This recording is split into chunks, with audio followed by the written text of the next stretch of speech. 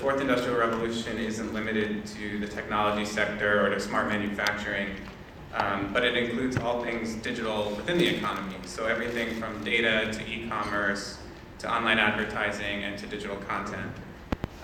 When we convene meetings in Washington around this topic, you might be surprised by some of the companies you see represented.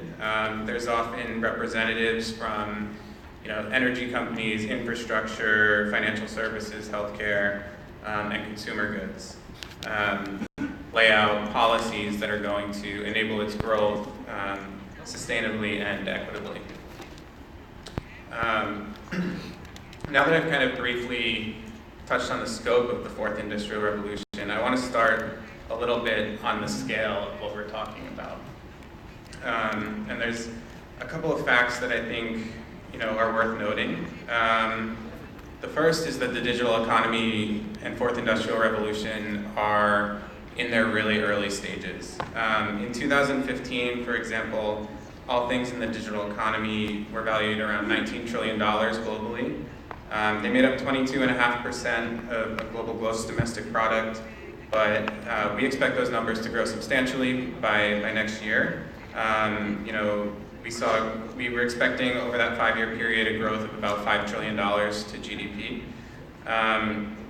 Some other key facts that we keep in mind when we're talking about this is that the digital economy is growing at almost 2.5 times faster than the global economy. And that carries over into the trade space, where we see trade in digital goods and services growing much more rapidly than traditional manufactured and agricultural products. So alongside of this transformation in kind of the global GDP and trade relationships, it's underpinned by the growth, of course, in data, which is generated by every connected device that we're all using every day.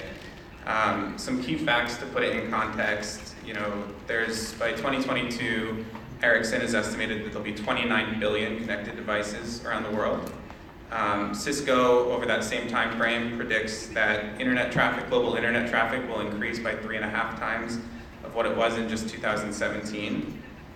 And to make that a little bit more tangible for you guys, consider an average day in 2019.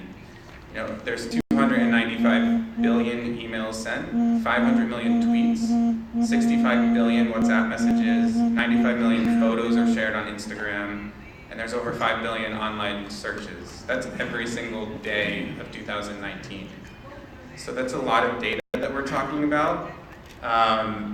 But the really important thing here is that while there's tremendous amounts of data being generated and there's a lot of focus on its value, it's really of little value actually if companies and governments are unable to use it or move it across borders. To that point, alongside the growth of data generation, we've seen a dramatic increase in cross-border data flows around the world. It's ushered in a much more digital form of globalization, enabling goods, services, financial capital, and people to be moved around the world a bit more freely, easily, and inexpensively.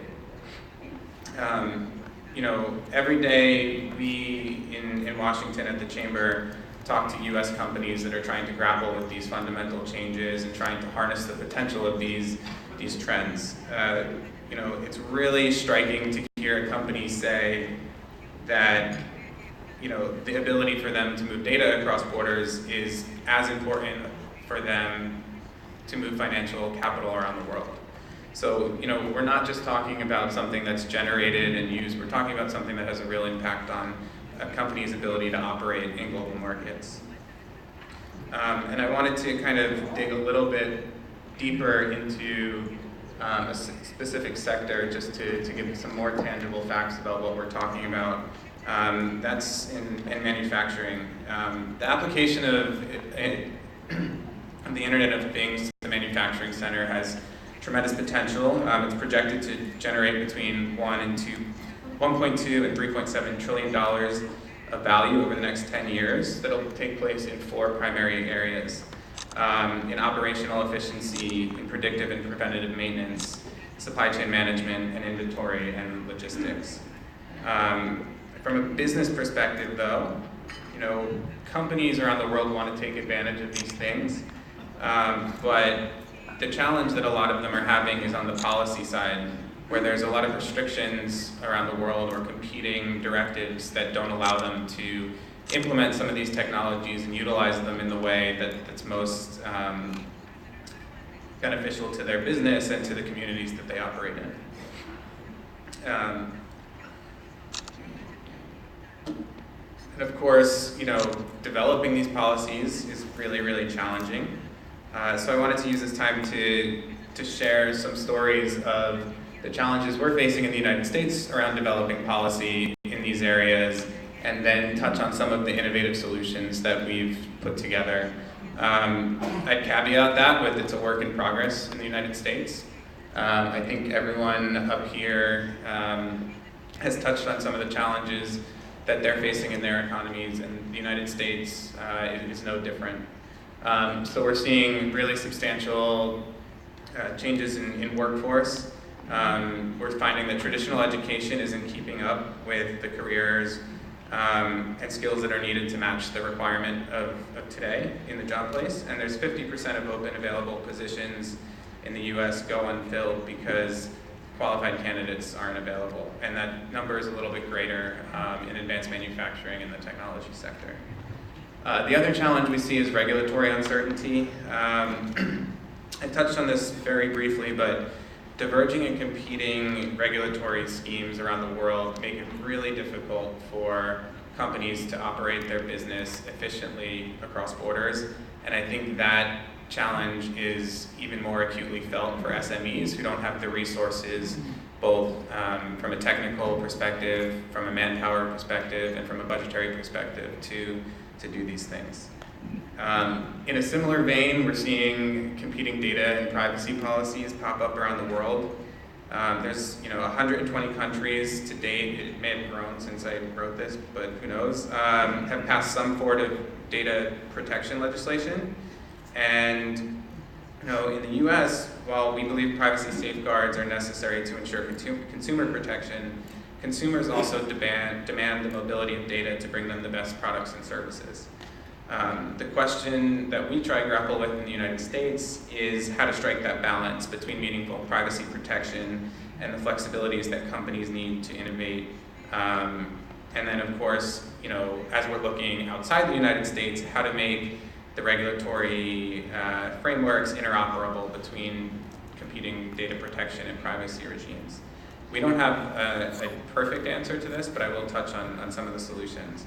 And then the last thing that's pretty important to highlight is cyber risk. As we become more and more connected, there are vulnerabilities are inevitable, and as internet use increases, securing our connected economies is increasingly important and increasingly more difficult.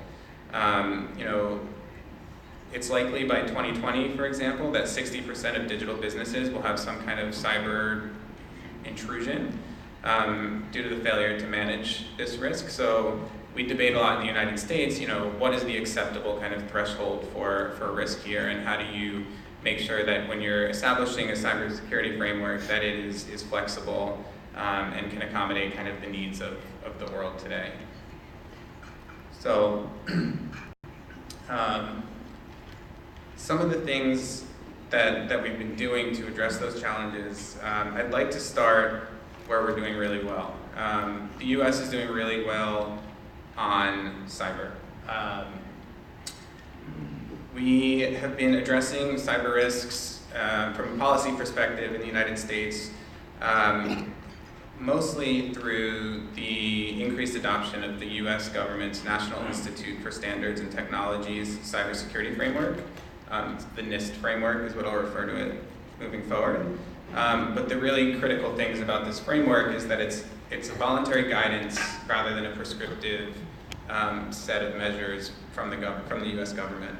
It's based on existing standards, guidelines, and practices for organizations to better manage and reduce risk. So when we're talking about a risk management-based approach rather than a prescriptive measure, that's really critical when we're developing cyber regulations around, in our economies. That said, and at the end of this, I've put together a list of kind of resources that we give to our companies that are trying to manage this, and the NIST framework is a really good one to consider. The second thing that we're doing pretty well, but not perfect, is managing diverging privacy and data regulations around the world. You know, I know data and privacy in the United States is in the news a lot, but because it is, you know, there's a really robust policy discussion about how to tackle some of the challenges that we're facing there. We kind of start with the premise that the internet and the digital economy have no geographic borders, and governments need to work together to ensure that their data and privacy schemes are interoperable and that they also don't compete within their own governments. That's a challenge that we see pretty frequently around the world. To manage some of those challenges, we're really strong supporters of the efforts that are underway in APEC related to enabling cross-border privacy, enabling cross-border data flows, as well as their work in promoting cybersecurity standards. We are really supportive of the similar work that's being done in the OECD around privacy and AI. And I think, you know, that those are the things that we're really supportive of, demonstrates the importance of multilateral approaches to these issues and not trying to create country-specific standards as, you know, that make it really, really difficult for businesses to comply with, because you end up limiting growth in a lot of ways that maybe weren't intended when you were drafting that legislation. An additional way that we're doing this too is we're updating our trade agreements and negotiating new ones with a little bit of a different focus.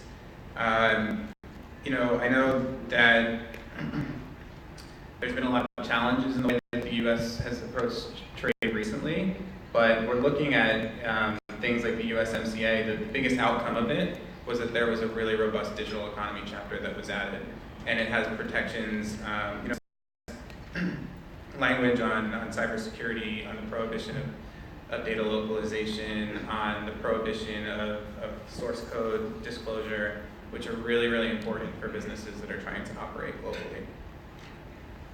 And we're doing the same thing with we just did the same thing with the US-Japan free trade agreement, and governments around the world are taking a similar approach. I think the ongoing negotiations between New Zealand, Singapore, and Chile to negotiate a digital economy partnership agreement is another really interesting example of how governments can take innovative approaches to facilitate the adoption of these, you know, emerging technologies and make sure we're removing trade barriers rather than erecting them.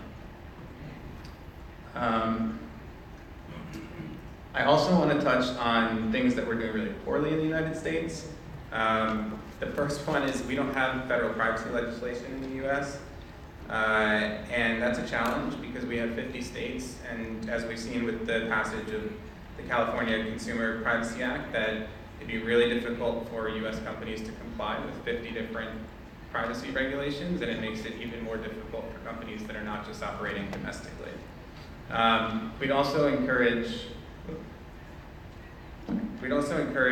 increased R&D spending, as well as more upskilling and workforce development initiatives. There are some underway in the United States, but a lot more are needed. You know, some examples that we've done or that we've seen really successful are Upskill Houston and LA Made 4.0, but there's a lot of opportunity and room for growth there. And the last thing that I'd just say is these are kind of our general recommendations. They're detailed in the program in front of you, but I'm, you know, running up on time here and would just close with, if you have any questions, these are kind of our general recommendations and tools that we would encourage governments and businesses around the world to look at. Thanks.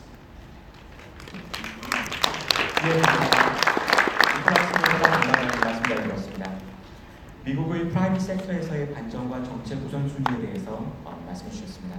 다음은 루시 카메론 호주 연방과학산업기구 선임연구원님께서 글로벌 policy trends in the fourth industry revolution을 주제로 발표해 주시겠습니다.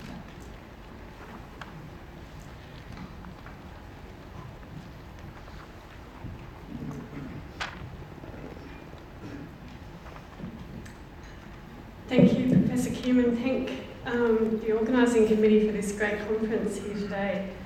My name's Lucy Cameron. I come from Australia's Data 61, which is our national government's data science agency. And my particular area in Data 61 is called Strategic Foresights, which is trying to do studies 10 to 20 years out on economies or businesses or industries. And that is a little bit science, a little bit data science, and a little bit science fiction. But what it enables people to do is plan for the future and to identify megatrends affecting the future.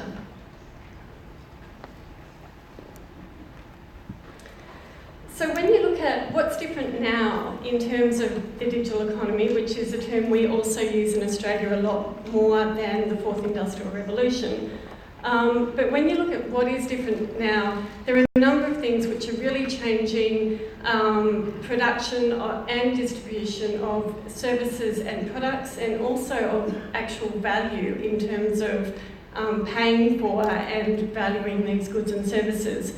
So there's the rise of all the fourth industrial revolution technologies, including AI, artificial intelligence, platform economics, and there's also a new wave of globalisation. And all of these new technologies can be combined. So even though they're general purpose technologies almost in themselves, combine them, they become doubly or triply powerful. And on top of that, you've got the dynamics in the world of emerging technologies versus the older economies. Emerging economies versus the older economies. In that the older economies, like South Korea and Australia and the US, we've all got ageing populations, we're very technologically advanced and have good innovation systems, but that innovation is expensive and it requires young people. And so the emerging economies are now seeing the opportunity to leapfrog our older economies in terms of advancement and productivity gains. Another thing is that we're seeing a shifting in the global economy. So the centre of the global economy in 1980 used to be somewhere between New York and London.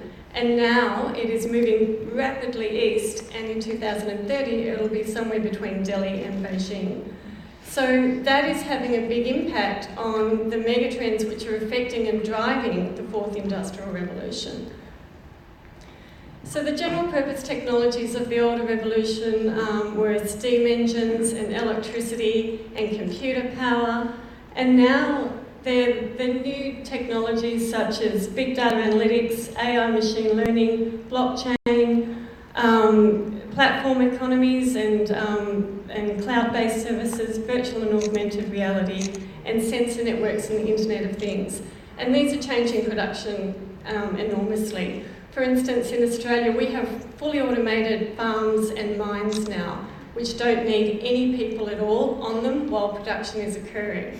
The only people that go there are people who fix the robots and the automated vehicles when they break down.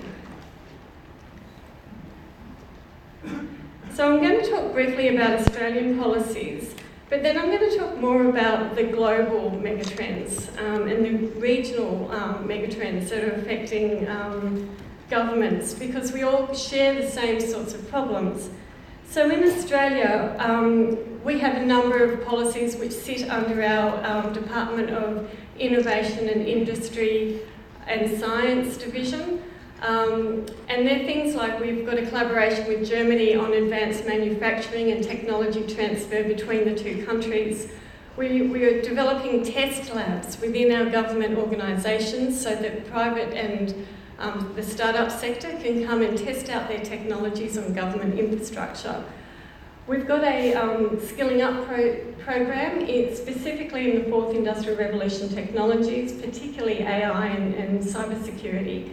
And we've also got priority growth sectors, including manufacturing, cybersecurity, food and agriculture, medicine and pharmaceuticals, METS or mining equipment technology services, and the oil gas services. So they're Australia's industrial strengths, but we want to make them smarter and we want to export the technology that we develop into them. And then we've got broader investment in science and technology and in strategic investment in particular in advancing AI, machine learning and IoTs. So if you want to see some of the, or read up on some of the work under these policies, one of the reports which has recently been released is the standards and interoperability for adoption. Australia sits on a lot of the ISO committees to develop standards so that technologies can talk to each other, and we chair the International Blockchain Standards Committee from the ISO, so that blockchain is safe, reliable, and different blockchains can talk to each other. The Industry Test Labs report looks at the three main ways in which test labs are being established.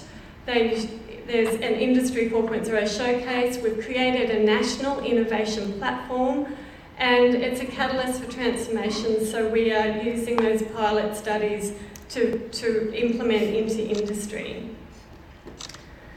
And we've also just put out an AI ethics framework for discussion with the Australian population, because the main thing our government wants to do is maintain trust in this revolution, because there are examples around the world where that trust has not been protected, or where governments themselves have used the technologies to over-surveil or to critically assess and the access to government services through these technologies. So we want to maintain trust with our citizenry, and we want to advance the innovation with that trust. So I'm going to talk now about regional issues. We recently did a report called Vietnam's Future Digital Economy, and this was it being launched in Vietnam, or being presented for the first time by the Science Minister of Vietnam. But it threw up a number of common issues that all our governments are facing.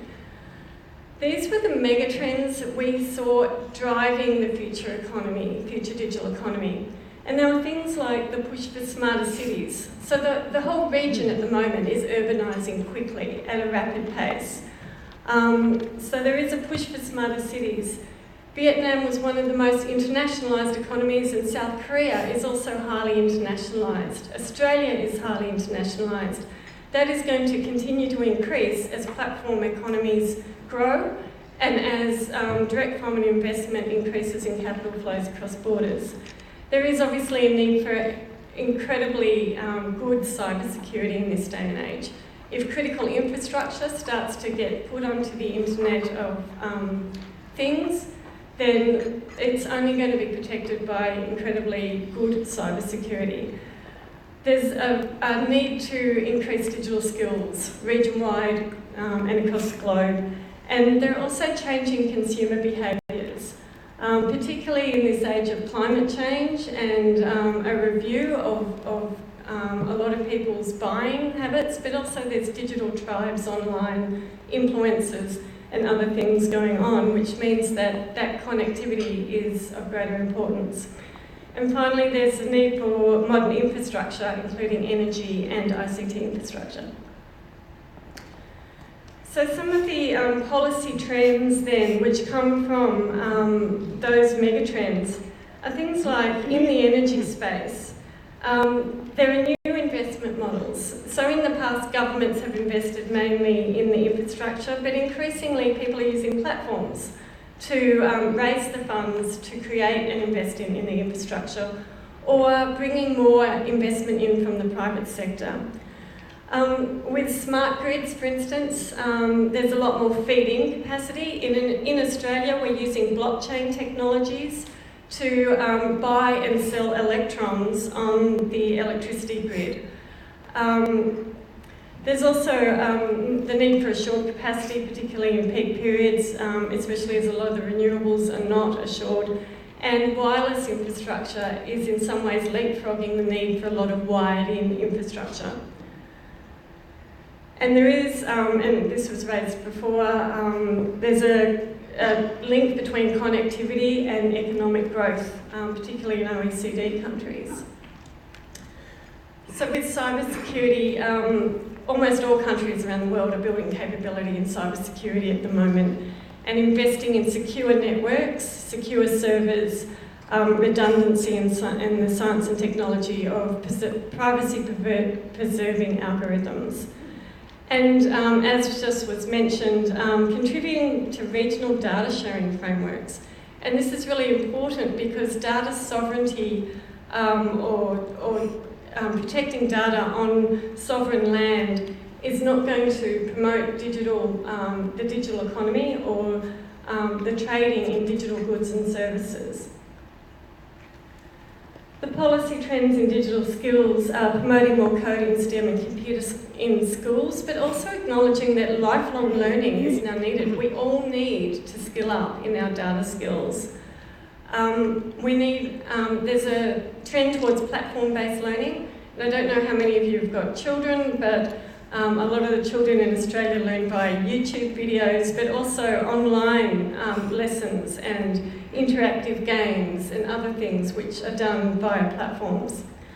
And there's a lot of investment now in advanced computing and coding. Modernisation of government is seen as a tool for industry development, and there's a lot of trends in this in terms of missions, challenges, partnerships, hackathons. Procurement is being overturned in government so that it's far more open and available to the startup sector and to advance and take in and test new technologies. Transformation benchmarks, and I think we heard about some of that this morning, but they're increasingly important because if you're going to invest in innovation, you need to know how well you're going in that investment. And using government procurement to actually drive innovation in industry as well. And the perfect example of that was in the US with DARPA. They procure for technology that doesn't yet exist. They put out specifications for technology that they want, but they don't yet have, and they challenge industry to develop it. And that's the sort of model that Australia is starting to look at in terms of driving industry through government procurement.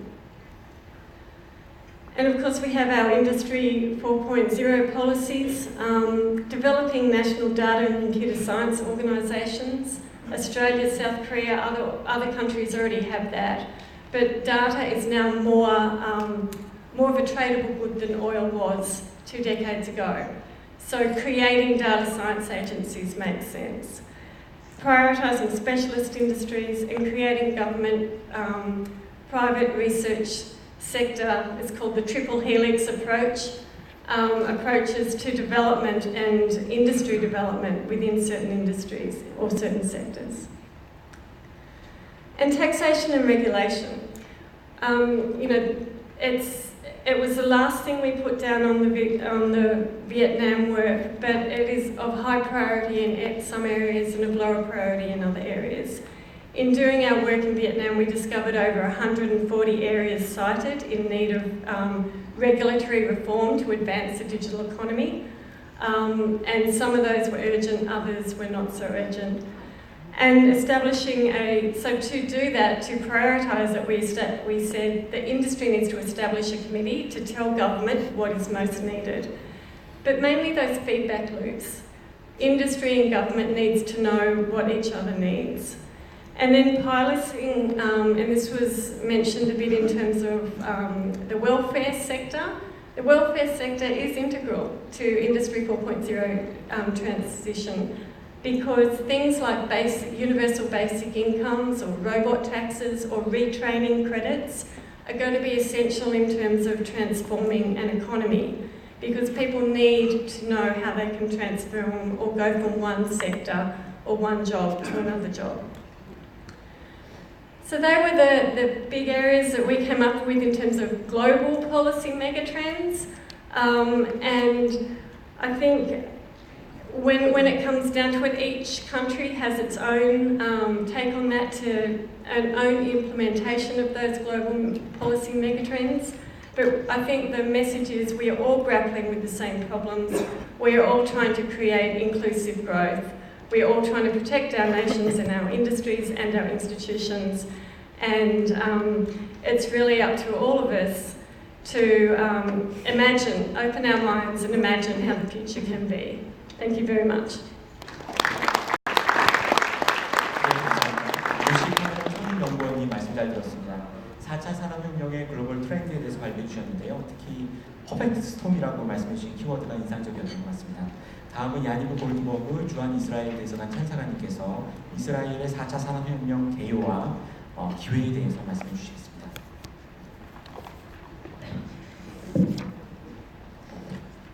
Okay. Why Israel is important for any discussion on the fourth industrial revolution? This is a map of the global dominance in artificial intelligence AI with 160 companies. This is also the reason why the report states that Israel has 40 times more AI companies per capita than the market leader, the United States, and that makes Israel the clear hidden champion for artificial intelligence. My name is Eligibility Criteria. I'm the head of the Economic and Trade Office of Israel here in Korea and the Israeli Embassy. We are also honored by Mr. Chaim Choshen, the Israeli ambassador to Korea here in the And I would like to suggest today that Israel not only have a well-developed startup ecosystem and an investment ecosystem, but it's also a key player in the fourth industrial revolution design of technologies for the future. I would also claim that cybersecurity is one of the main cornerstones that we should give the highest priority to. Israel is a small country, as I mentioned, and it's growing very rapidly. It's stable. It's an OECD country with a very low rate of unemployment. Definitely very much innovative, as you all know, and very promising in terms of investment going in.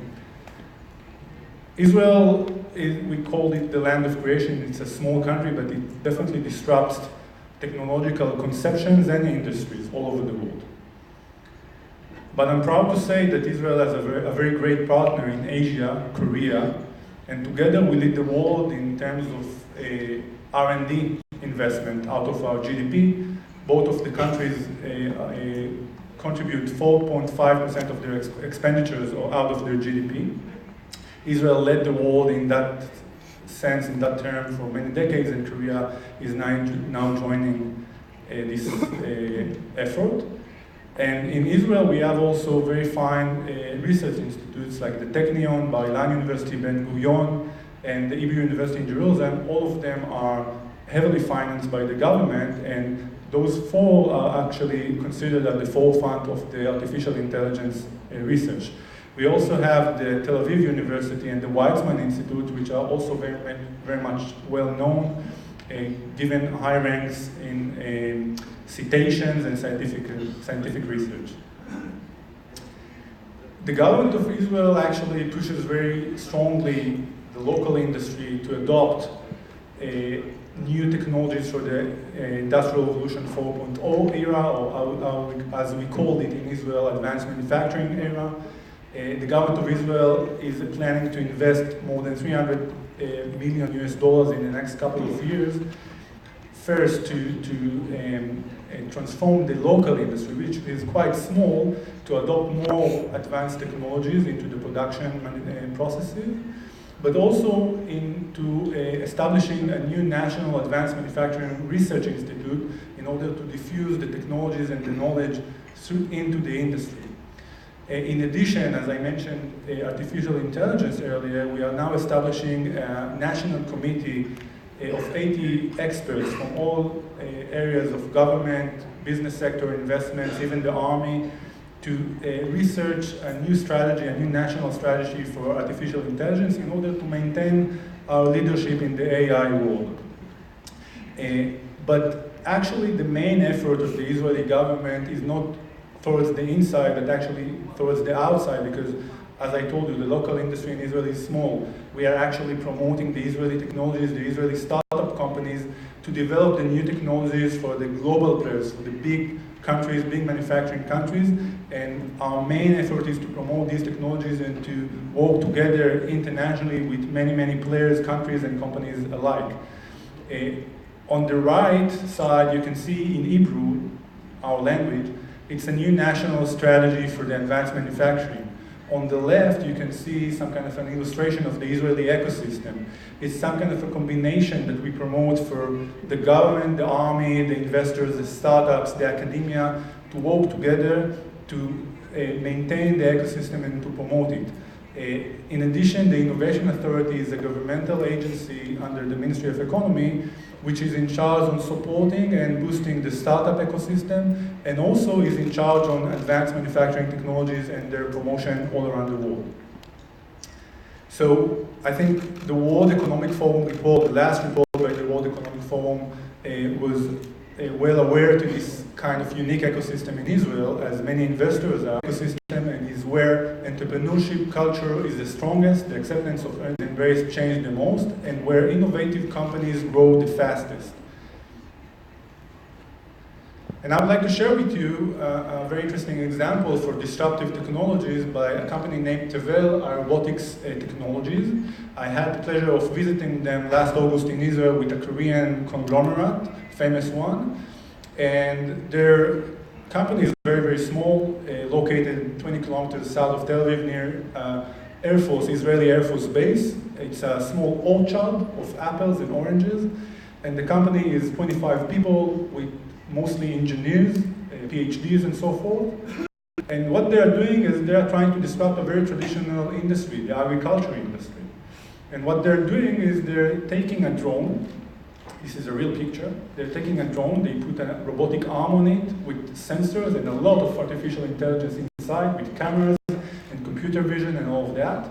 And they teach the drone to go to the apple tree and sense the apple, recognize that the apple is mature enough for picking, and then the robotic arms knows how to pick up the fruit, put it on the ground in a special tray, and go to the next tree. And this is an answer, an innovation answer for a growing challenge all over the world. Simply there's not enough manpower to pick fruits, apples and oranges and so forth. This company is trying to disrupt this field. And as I told you, investors all around the world, they noted that in Israel something very special is going on, and the trend is very much positive. Israel is second only to the United States in terms of investment going in as part of the GDP, as a percentage of its GDP. And 2018 was a record year in terms of exits, more than $23 billion in exits in Israel for the investors, and also a record year for the investment going in by VCs, mostly foreign VCs. $6.5 billion were invested. And the trend is very positive, as you can see. From 2013, we actually doubled the number. And this year, 2019, the first half was even more positive, with 40% of the $3.8 billion invested into AI, actually. 40% of them were invested into AI technologies. The rest of them are connected to the Industrial Revolution 4.0. Cybersecurity is very much invested, big data, and all kinds of other technologies. And one example I can share with you, which is a very much relevant technology for our discussion today, the IoT, the Internet of Things technology. 700 companies in Israel are working on various applications of IoT, and through the last decade, more than $500 million were invested into those startups. So the world is changing. We all know that in financial services, in healthcare, in energy, agriculture, and so forth. And namely, the manufacturing industry is shifting. We know that already. And some more examples I can share with you from very interesting companies from Israel that are paving the road for the Industrial Revolution 4.0. One of them is Platane, which is actually taking sensors in factories, be it ABB or Schindler Electricity and so forth, and they are collecting the data from those sensors, and they are using big data in order to give insights on all the activity of the sensors in the factories. This is one company, but another company, DLR, Deep Learning Robotics, is utilizing artificial intelligence in a different way. They are taking robots, as you can see in this picture, and they teach them to think like human beings and to know how to do different tasks. So this is very useful if you have a factory when you have a production line, but you need to do different kind of tasks in one production line. So the robot is being taught how to do different tasks in one production line, which is very interesting. Another company which actually is working is a giant all over the world and is working very strongly here in Korea. It's called Stratasys. They develop 3D printers with special ink, and they have a lot of R&D and patents in this field as well. And the last company, actually my favorite, is Kenko Technology, heavily invested by Murita, a company from Japan. And they went with AI to a different field. They take wearables and IoT devices that you can wear with watches and so forth, and they measure the feeling and emotions of employees in factories and companies, and they can report both to the employees, but also to the owner of the factories about the emotional status of the employees, which is something which is very important both for their productivity, both for their physical status and so forth. But one important point I wanted to mention, and this was also mentioned by the previous speakers, is cybersecurity, because you must understand all of what we're talking about today has no meaning at all if at the end productivity is being compromised. If in the end the hacker on the left can hack into our factories, can hack into our hospitals, and hack into other industry facilities, and can jeopardize the entire productivity and the entire manufacturing line, there's no point to connect the factories if we don't have reasonable, well-structured cybersecurity infrastructure. So some data on Israeli activity in cybersecurity, 15% of global R&D on cybersecurity is taking place in Israel, and almost 20% of the global VC funding specifically on cybersecurity for the Industry 4.0 is going on in Israel as well. And as I mentioned in my previous slide, the industries cannot allow themselves not to be prepared for the cybersecurity threat. So we should all give the highest priority for preparing our factories for the cybersecurity threats that definitely will happen, will be going on.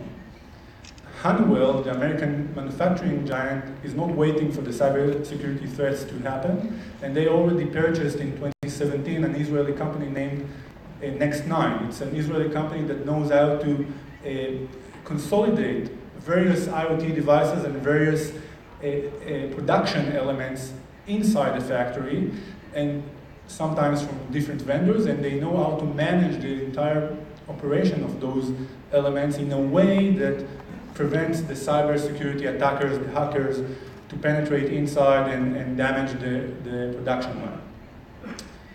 And the same as Honeywell, many other multinationals, actually more than 400 multinationals, chose Israel as their best location for their R&D activity, be it Facebook, Google, Apple, and many more from the United States and Europe, but recently more and more from China as well. And Midea Group, on the bottom, Midea Group from China, in 2017 they decided to open, they actually purchased an Israeli company named Servotronics. Servotronics is dealing with motion control for robotics and other manufacturing facilities, and they chose to purchase them in order to open their first R&D center in Israel. And we work with Korea as well. We work with all those Korean giants, all those Korean conglomerates, on many technologies, as well as technologies for the manufacturing lines and for the future technologies for their industrial activity. I would like to mention also the activity in Tegutech, in Daegu here in Korea. Tegutech is actually a subsidiary of the IMC Group, the global IMC Group, which originally is an Israeli company that was bought by Warren Buffett. In Israel, they have a very big R&D factory, a very successful one, and they are dealing with tools for cutting metal and steel in all industries. They are a very good success story here in Korea, and we would like to promote more and more success stories like that. REPA is a robotic organization, association here in Korea, and they visited Israel last July. They signed an MOU with the Israeli Robotic Association, and they met many robotic and advanced manufacturing Israeli companies. And lastly, Korea. Korea is the joint R&D fund of both Korean and Israeli government. It exists for 20 years now, and now with the free trade agreement that is going on with Israel and Korea, we expect that additional millions of dollars every year will be invested into joint R&D between Korean and Israeli companies. Lastly, I would like to encourage all of you to engage with our office. We actually do the matchmaking between Israeli and Korean companies. We encourage Korean companies to invest into Israeli technologies, and we would like also to invite you to visit in the near future activities and events in Israel that are related to this conference subject. One of them is the AI Week, which is going on in this November in Israel. For the first time, we will deal with many issues that are going on in the artificial intelligence research and technologies development in Israel. Another activity is going on in January 2020, the Cybertech Conference, which is a global conference, this time happening in Tel Aviv, dealing with all those issues that I mentioned connected with cybersecurity in factories and manufacturing lines. And lastly, the second annual conference in Israel on advanced manufacturing and the Industry 4.0 week in Israel in February 2020. To wrap it up, I would like to mention again my thank you for the presidential committee that invited me today, and to thank you for your listening. And I'm very much willing to share knowledge and to answer your questions during the break. Thank you very much. 네, 감사합니다. 야니브 골드버그 참석한님 발표 잘 들었습니다. 이스라엘이 어떻게 4차 산업혁명에 대해서 다양한 분야를 잘 준비하고 있는지에 대해서 잘 설명해 주셨습니다. 다음은 에두아르도 발트란 첨단 제조 유레카 클러스터의 디렉터님께서 클러스터 유레카 스마트 on advanced manufacturing 이라는 제목으로 발표해 주시겠습니다. Okay, hello. Good afternoon, everybody. For me, it's a pleasure to be invited in such an amazing event as this one. So really I'm going to explain an initiative that was promoted by the Spanish government in 2016. It's really an example of how to promote the policies, how to promote the fourth industrial revolution in a collaborative way. Because this is really 4.0 means collaboration, means really to share capabilities among countries, and I think this is a good initiative just to show how to do it. So first of all, I would like to have a short explanation because I have double function here. So on the one hand, I'm the Innovation and Technology Director in Mondragon Corporation, and on the other hand, I'm the Chairman and President of the cluster in advanced manufacturing with the name of SMART. So as just a brief introduction of what is Mondragon Corporation, is one of the biggest industrial groups in Spain with more than 80,000 employees and with 4 main areas of activity. One is finance, industry, distribution and knowledge. So speaking about industry, what is the most interesting in this forum, so we produce automotive components, appliances, more components for appliances, capital goods, machinery, and so on and so forth. Just coming to the clusters. What is a cluster? A cluster is an instrument under the umbrella of Eureka institution, what is an international organization. And the cluster is an institution who promotes bottom-up projects, who really leaded by company and really funded partially by the countries that are supporting. Afterward, we are going to see which are these 24 countries that are supporting, and even other countries are invited to join the initiative. So it's a really open innovation platform. Technical domains. So SMART is focused on discrete advanced manufacturing and deal with the preparation and deal with projects, R&D projects in these 6 technical domains. These are really with all the technologies around. So just to promote advanced manufacturing, sustainable manufacturing, all these kind of trendy topics that are covering this really broad concept as is 4.0 industry. Here you can see the countries that support the initiative. So these are the countries that put money, say, so they allocate some budget to fund the project, the multilateral projects in advanced manufacturing. And so I have to say that each national funding agency finance their own entities. That means that so in international projects, is quite well defined who finance to who. In that case, you can see 24 countries. That was, as for example, South Korea is here, Spain, who was the promoter of the initiative, but you have as well Israel, for example, our previous speaker, we have Austria, we have Germany, Belgium, Canada. So really, it's not only a European initiative. As you can see, it's totally international. And again, so other countries are invited to join.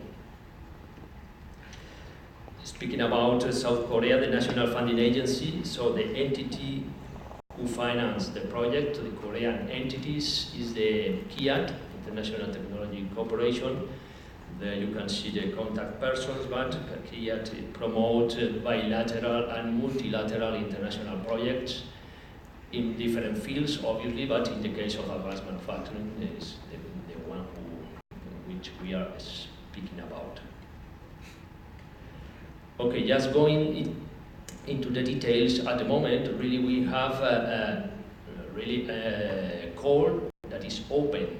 That means every year we launch an open call for projects. The companies can apply. At the moment, we have two deadlines. We have one, the 11th of November for the project outline, that is a summary of the project, and the 23rd of March, the deadline for full project proposal. Eligibility criteria. The projects are cooperative projects, obviously. The consortium has to be comprised by at least 2 industrial companies from 2 different Eureka countries. Civil purpose, innovative and market-oriented, and led by the companies. Obviously, universities and technological centers can participate as well. And budget must be balanced among partners.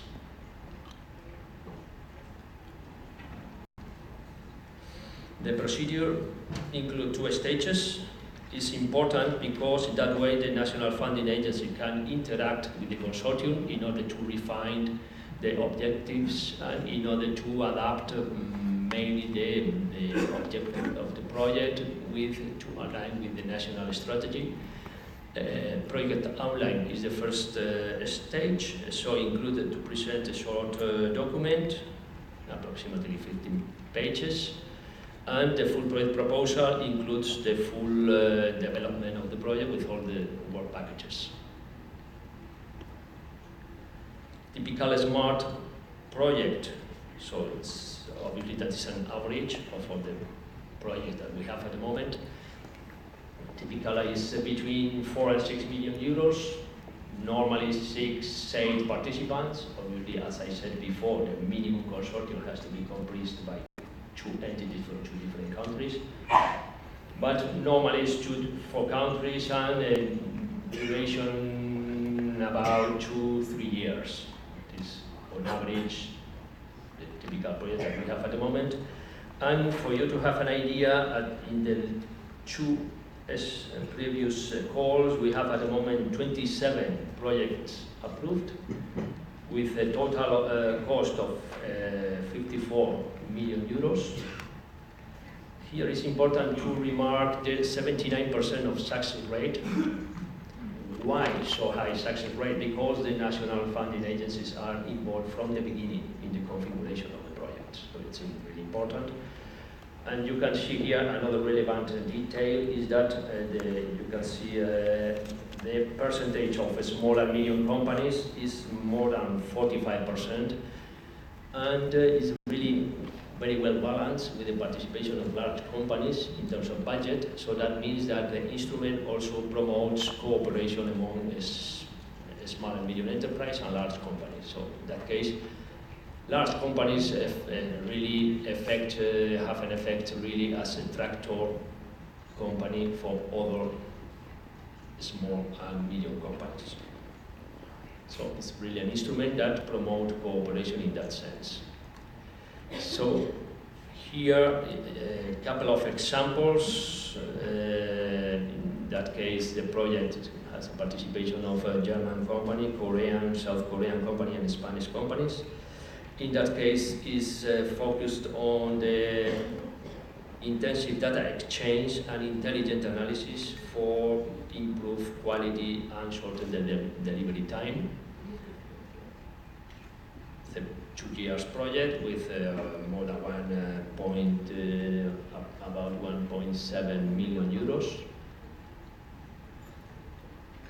And the second example is focused, well, you can see the consortium that is formed by South Korean companies and Swedish companies.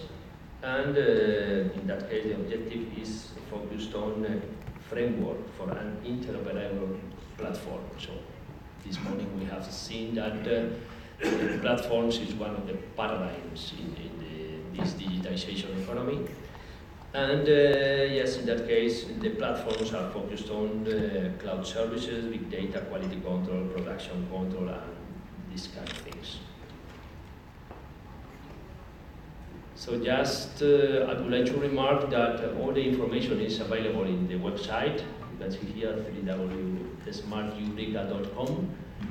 And okay, as I said before, it's a clear example of how to implement the policy, how to promote cooperation. Even now, you have time to present projects if you want, but if you are representing a country, you are more than welcome to join these 24 countries that are funding the initiative. So that's all from my side. Thank you very much.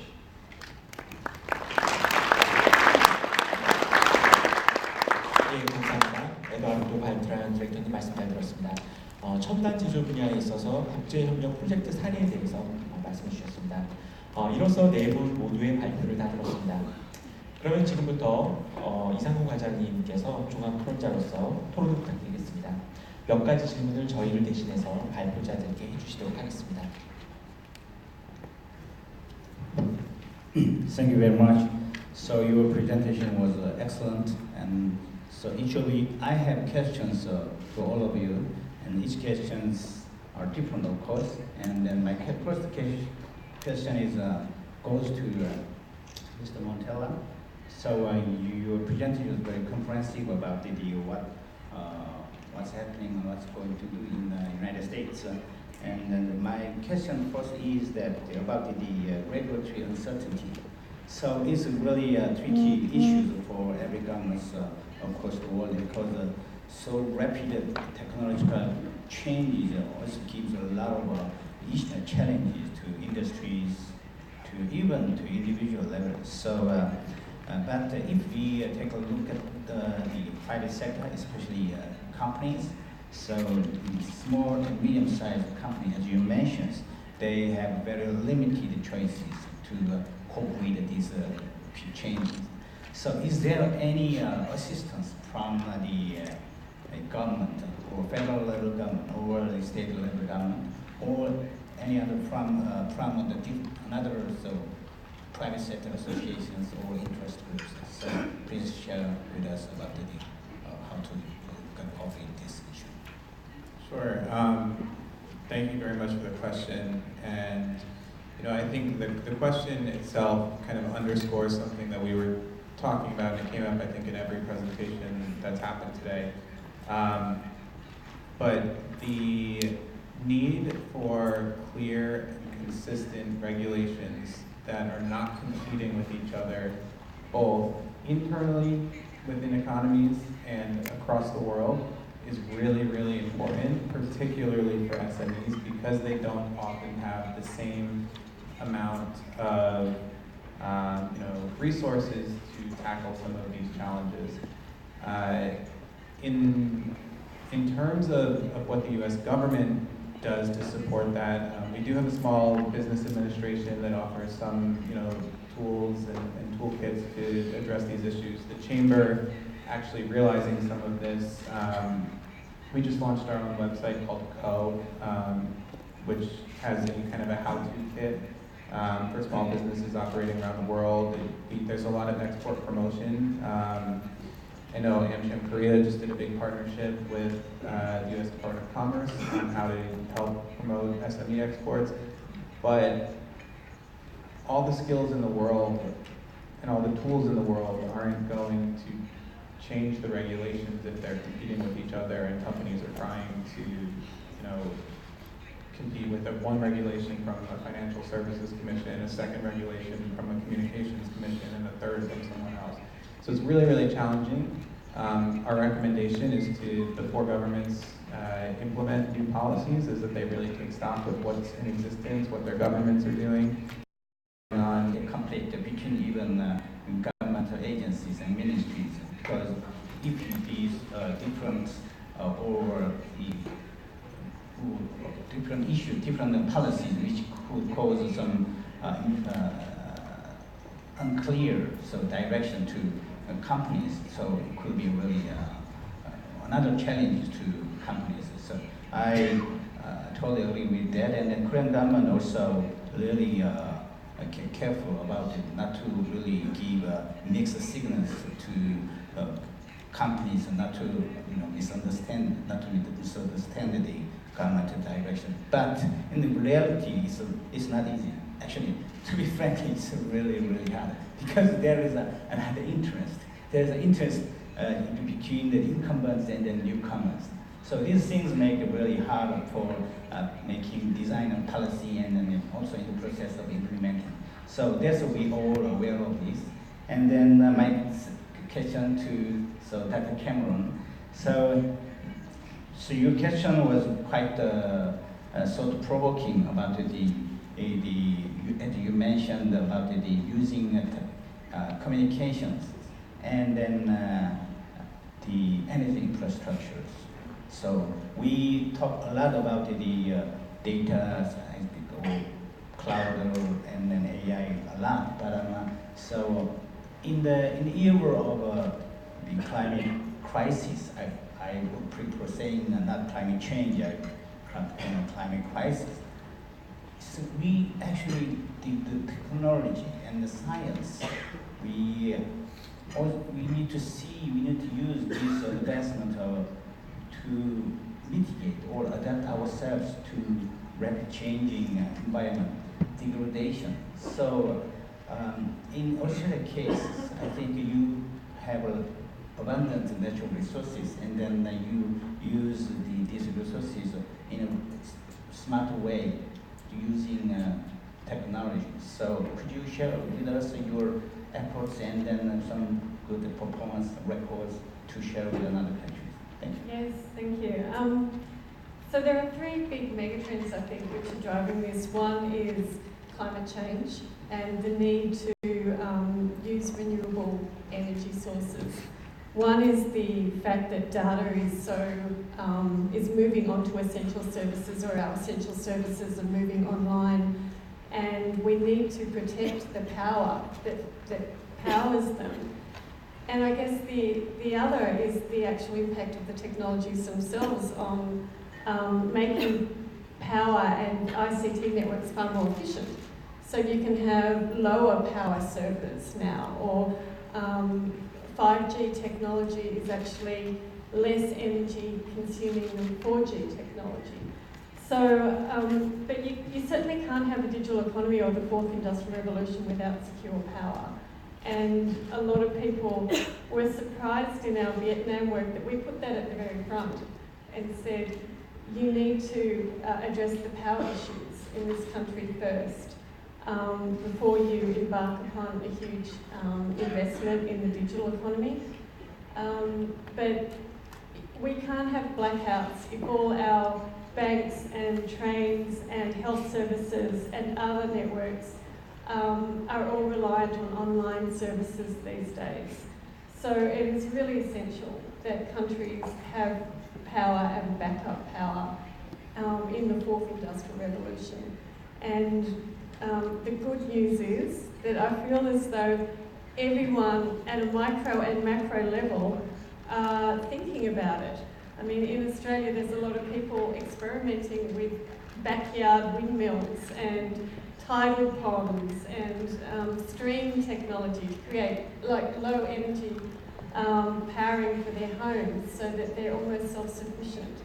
And yeah, it's exciting really, and I feel as though there's a lot of investment going into not even just big grid investments, but much smaller microgrid investments. And as I said, there's a number of power companies in Australia which are trialling blockchain trading of renewable energy. So if you've got solar panels on your roof, you can sell that electricity to your neighbour for a lower price than the power company will sell you electricity for. And you know, it's all an experimental field at the moment, but everyone's tinkering, and that's really exciting. So, about this kind of the government push or policy pushes, how much the people's how people receiving this policy push from the government?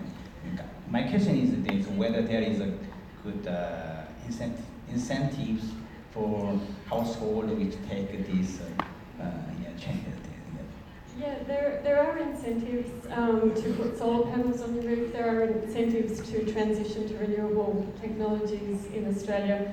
We've got quite a bad rap in terms of fossil fuel use because I think it's 40 or 50% of our power still comes from coal.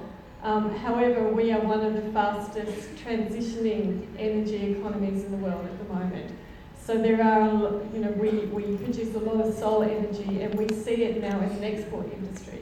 We are going to power places in Indonesia and Asia with our solar power potentially. So I think people are just, I think the key message for us is that we need to get information about the opportunities of these technologies out to our populations, and then they can apply it to their own problems. And in the Australian experience, that's led to a whole lot of backyard inventors emerging, and that's as long as we can train those people to patent their inventions and then start to use it as an export industry, I think, you know, it's an exciting time. Yes, I think so. Here in Korea, so some local governments also have quite audacious approaches to change people's mindset on changing their behavior in terms of using energy on electricity. So I think it's also the same as the challenges or situation here in Australia as well. Okay, thank you. And my next question goes to Mr. Goldberg. So I'm very happy to hear that there are quite many close cooperation between Israeli and Korean companies. And then luckily, a couple of months ago, I had a chance to visit Tel Aviv, participating in cybersecurity-related conference. At the time, I was quite impressed that in this conference, there are many, so crowded, so there are very few places to even find a seat. And then among these many audiences, there are many silver generation people with their, I mean, so not just only 60s, I started in the 70s, even 80s. So I was surprised. They were really eager to learn and then make a speech. So maybe that's one reason, or maybe one of many reasons why today's Israel is so called the innovation hub. Yes. So my question is about the security and safety. So all the present, and also in terms of national security measures and your capacity. So with the fourth industrial revolutions evolved. So as you Israel governments and your companies take really these technology changes very seriously, with the consideration of safety and security. That's my question. Well, thanks for the question, and it might be that the conference was very crowded because they gave tickets for free. I'm not sure, so it might be the case. But back to your question, you know, I think in Israel, unfortunately, I think the cybersecurity industry was very much developed due to security threats for many, many years. And cybersecurity technologies were developed in real-life situations in the army, and then naturally, and also in a planned way, they spilled over to the civilian market. So this is the reason why Israeli cybersecurity companies, and there are many of those, they have real-life experience with actually the worst case scenarios, threats all over the world. This is one reason. Another aspect that is very much affecting the way Israeli industry as a whole is seeing the cybersecurity issue is the fact that in Israel we have a very strict and heavily regulated procedure to control and to guide the company. So in the past it was the responsibility of the security authorities like NIS in Korea or the FBI in America. This was their responsibility to guide the civilian market. But in the last couple of years, we've established a national authority for cybersecurity threats. They are gathering all the information on security threats, like online security threats, but they're also in charge of guiding the industry, like the financial industry, the airports, the factories, even small businesses, how to approach, how to make sure that they are secure enough, and so forth. But I think that there is or smartphone, or if you're a businessman and someone hacks into your computer, it's some kind of a private matter that is the responsibility of the police to handle it. But when it comes to critical infrastructure, this is a national security issue. So this is why we pay a lot of attention to that and we give a lot of resources to that. Lastly, I would like to comment that in Israel, when it comes to enterprises and businesses, the CEOs themselves are very much involved and very much aware to cybersecurity needs. And I think if I had to recommend the Korean companies how to deal with that, I think there's a need for much more involvement by chairmen, by CEOs in the cybersecurity affairs of their business. Currently, as much as I observed, usually Korean companies, they tend to hire some kind of an agent or a middleman that will take care of their cybersecurity issues.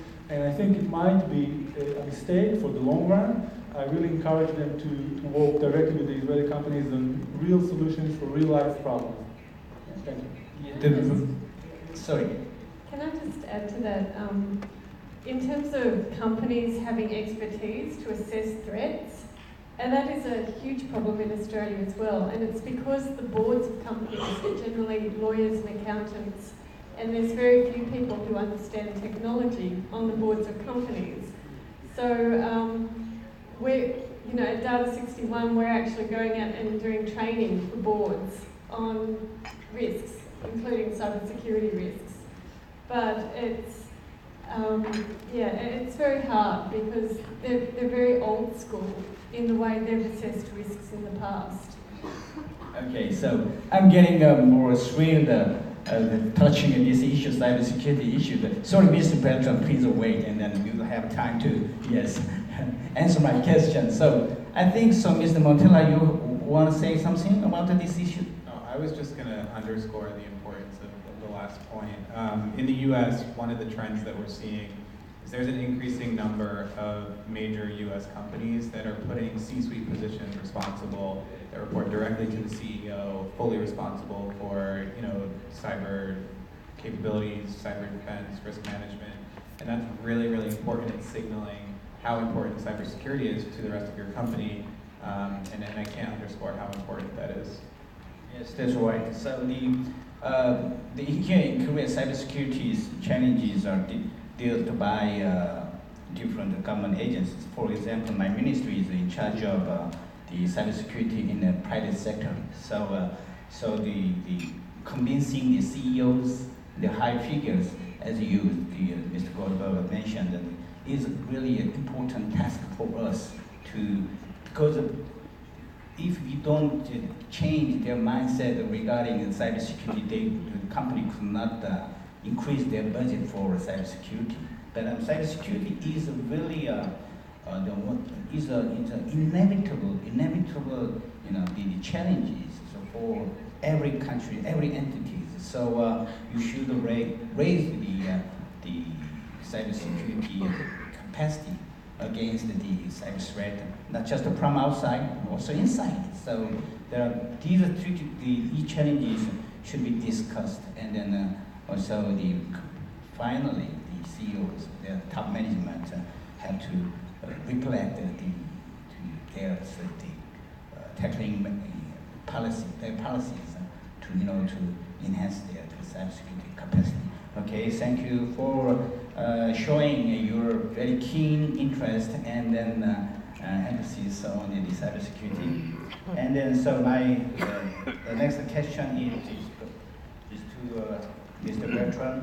So first of all, I was very surprised that the Mondragon is the kind of association of many cooperatives, not companies. And then so really it's not an association.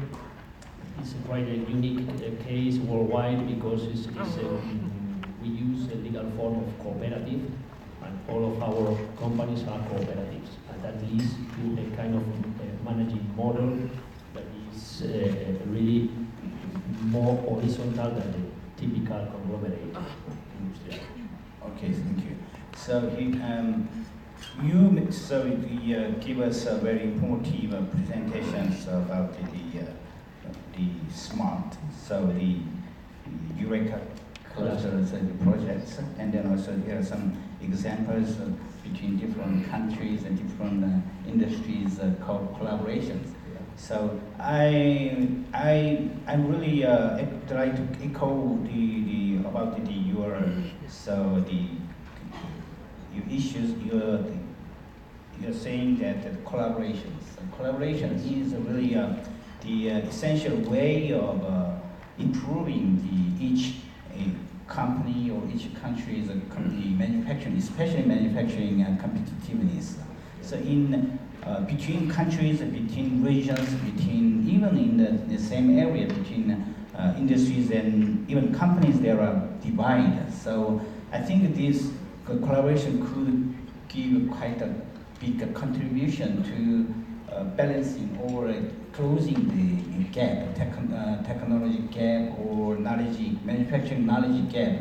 So how do you feel about this collaboration actually give a lot of contribution to closing the divide?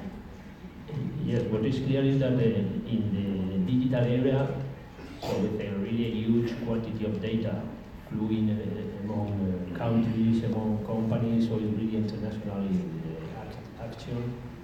So collaboration is a key point. It's not easy to make cooperation among countries, among companies, really is a challenge. So from a policy point of view, I would have to launch a couple of messages. So this, you have seen that I have presented a cluster, SMART, is an initiative to make cooperation among countries. Obviously, the cooperation has several difficulties. For example, all the countries have to more or less coordinate their funding agencies in order to launch the projects more or less at the same time. So that is really a challenge. It's not always easy because each country has their own, procedures. And but apart from these difficulties, that is difficult even to make cooperation among their own companies. So that is clear, but we need to solve these kind of barriers. But a kind of policies, a kind of message. So the national funding agencies, from a point of view, must promote internationalization of the companies. That is, because otherwise the companies live very comfortable at national level. If they are a small and medium enterprise, more. And that sense, so I know that there are countries that incentive at the same way national projects than international projects. That is not, is really, according to my view, is not the right position. So you need to promote really with more incentives the internationalization, because that means digital business means internationalization. And on the other hand, the second message is how to really deal with the cooperation among large companies and small and medium companies. So it's always a challenge, and I know again there are countries that only subsidize, only help, I would say, small and medium enterprises, saying that large companies have enough resources to cover their own expenses. And according to my view, I do have seen before that the cooperation among large companies with this leading effect with small and medium companies is vital in order to have really an ecosystem that functions. So, just to sum up, so cooperation at national level, so it's important to coordinate policies among countries that want to cooperate, and it's important. But additionally, how to promote internationalization of company that, from a point of view, has to incentive additionally, because otherwise you cannot do it. And don't forget the cooperation among large and really small companies, because if you want only to help small companies, large companies are not going to lead the effect. So I think it's important to have in mind. Okay, so I have an additional question to you, Bertrand, Mr. Bertrand, and also rest of you, if you would like to say about my questions, so please answer to that. So my question is about the open innovation. So for having internationalizations for companies, so beyond the borders, beyond the regions, so I think there might be some methods, some culture, some approaches for more open, and more flexible behavior or attitude. So how do we actually enhance or promote this open innovation approach for the international applications? Yes, well, there are not really a global rule for doing that. What is clear is that all of us, all the countries have their own culture, the values, and it's not easy to modify. But I would say the open mind could be built if we work together, as for example in the cluster, just building a common understanding of which are the priority digital domains, technological priorities. That means a common roadmap aligning industry and country policies is mandatory. So if we put around the table people from different countries doing that, I would say more and more they are really getting confidence, because it's a question of having confidence, trust to the other, and just you can have a global overview of what you have to promote. Okay, thank you. Dr. Cameron? Yeah, open data is a great way. Open source software, open source, things like where you can download common web analytics and pre-programmed software to help industry create their own software. Access to government infrastructure to test bed things on, and also a broker to create those partnerships with, are all things which Australia is exploring in terms of becoming more of an open innovation kind of country. But yeah, it's all different, and the common values are all part of it, I guess, in terms of not overly protecting innovation, but sharing it and collaborating with it. Yes, Mr. Butler? Yeah, so to answer your question about open innovation, I would like to say, and I'm speaking from the Israeli perspective as a supplier of innovation usually, I think that it's very much important not to insist on doing everything yourself. And what I mean is that, from my perspective here in Korea, sometimes I see Korean companies trying to do everything by themselves.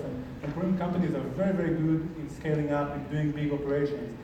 I can share with you that last December, I was accompanying a very high-level vice chairman from one of the conglomerates here in Korea. We went to Israel. They are very open in their perspective, this company, and they met one company from Israel in the fintech sector, and after 3 months they signed a contract, and they just brought the innovation from there, the technology from there, and they are going to implement that into their activity here in Korea very, very soon. And this company, it's a very rare example actually for a Korean company that just decided not to try to do the R&D themselves for many, many years, just to go to Israel and to bring the technology and to do open innovation in this kind of a way, which is actually more efficient in my perspective. All right, okay. So here in Korea, so we actually, so your observation is very accurate. So the government and even so the companies are trying to make more open, environment for making products or designing products and results. But still, we have quite a long way to go. But cooperating with Israeli companies or with the foreign companies, I think this open environment, open mindset could be infiltrated into Korean people's Korean businessmen. I hope. And then, Mr. Montella, so finally, do you have any comment to do about the open? So because the United States is also very well, the culture of the open, innovation. Yeah, I would just kind of echo some of the points that were made earlier, particularly about the piece on SMEs and how governments often find themselves trying to prioritize SME growth. When we see that, it's a challenge because it doesn't need to be at the expense of larger firms. Larger firms, in a lot of ways, do help facilitate SME growth by, as was discussed, through the leading effect, through creating some of those open source tools that companies can use. So it's really important that we're considering that you want a business environment that is enabling SMEs, but not at the expense of others participating in the economy.